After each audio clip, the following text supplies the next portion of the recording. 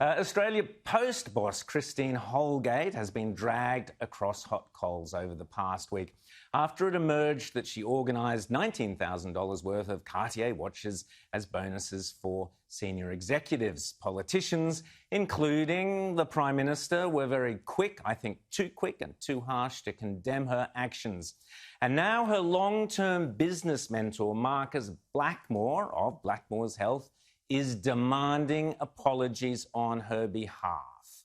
Herald Sun Business columnist Mr Terry McCrann joins me now from Melbourne. Terry, how are you, mate? Good. Now, listen, Terry, Marcus Blackmore says you wouldn't do this to your dog. She might have been out of line, but don't crucify her, for God's sake. Now, Terry, I agree with Marcus Blackmore on this. Do you? Is he right? Has this criticism of her been too harsh?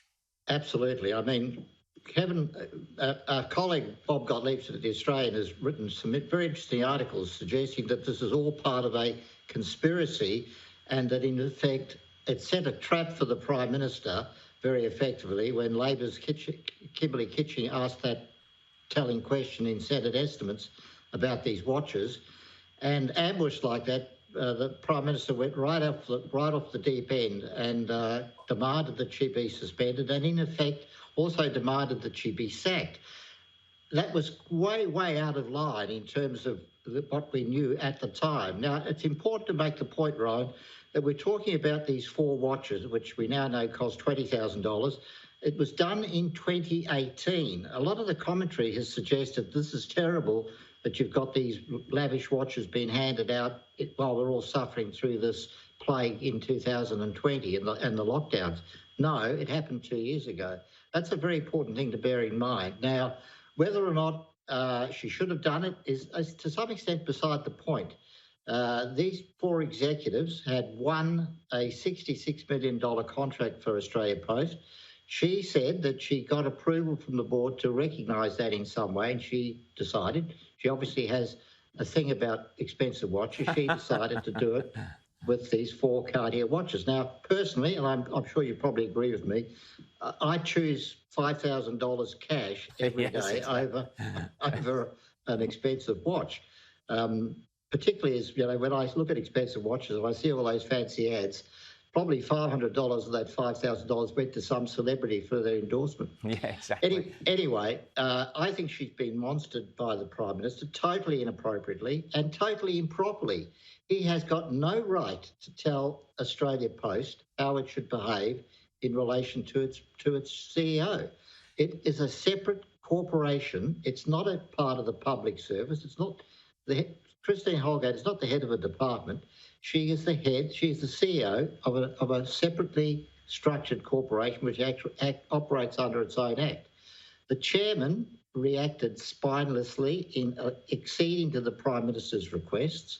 Yes, an inquiry could take place into whether she behaved properly, whether the decision was appropriate, the 4 watches. But there is absolutely no reason for her to stand down while that inquiry goes on. And this is a time when Australia Post is facing its extremely challenging period running down to Christmas. And for a chairman to allow its CEO to not be there for 4 weeks or more is a fundamental breach of his obligations to run that company, to chair that company, to the best effect. Now, you're calling for him to stand down, correct?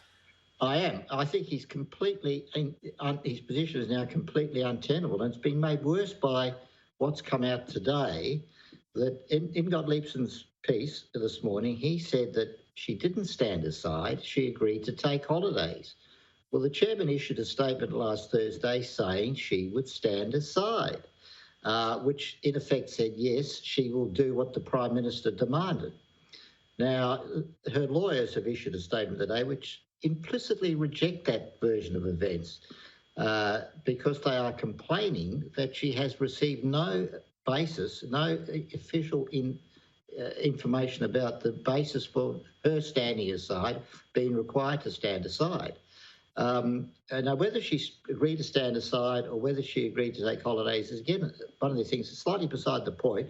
she should not be absent from her job at this critical time. Well, exactly. And we're running into Christmas as well, Terry. Exactly. And Gottliebson makes the point that if we don't have things running smoothly, running into Christmas with Australia at Post, there will be all sorts of political backlash against Scott Morrison. And, of course, Albanese will be there ready to benefit from it. Terry, I want to move on from that and just discuss something else which I found flabbergasting, which is ANZ. The banking giant has announced they'll be implementing the most ambitious net zero emissions action of all the big four banks. To me, it's a question of go woke, go broke, and I certainly will be removing my account, and I imagine many other people will. But their 10-year plan will adopt climate change as a condition of lending and impose low-carbon deadlines for the agriculture, food, beverage, building, energy and transport sectors. What do you make of this, Terry?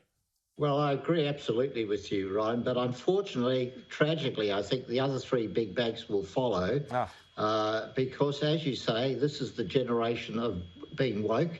And to mention the words climate change, everything else, you throw up your hands, you panic, you think the whole world is going to be drowned by those rising seas and those melting ice caps. And so we have to do something, quote unquote. What exactly we can do is zero, as we, without getting into that discussion about Australia's role. Yes, I mean, the ANZ is basically breaching its social licence. I mean, it is not appropriate for a bank to be enforcing this sort of draconian interference in the way individuals operate, in the way businesses function. And, no one would wish that the ANZ, one of our big banks, would go broke, but we would certainly hope that they pay a penalty, a significant penalty, for basically attacking their customers and also attacking the best interests of Australia. So, yes, it's a disgraceful move by the ANZ Bank. It's not surprising, but it's still disgraceful.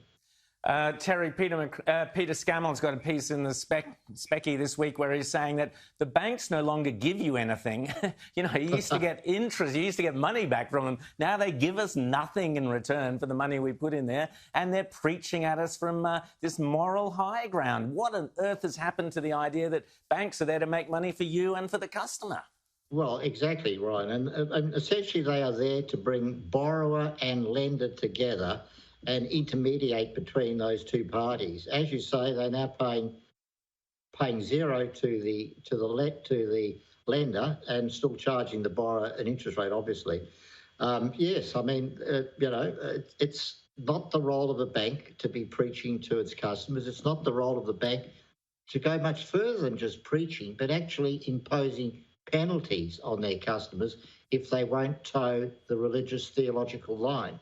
Exactly. Well, Terry McCrann, always so good to talk to you. Read your column in the Herald Sun and elsewhere. Thanks so much for chatting to us on Credlin tonight. Thank you, Rowan.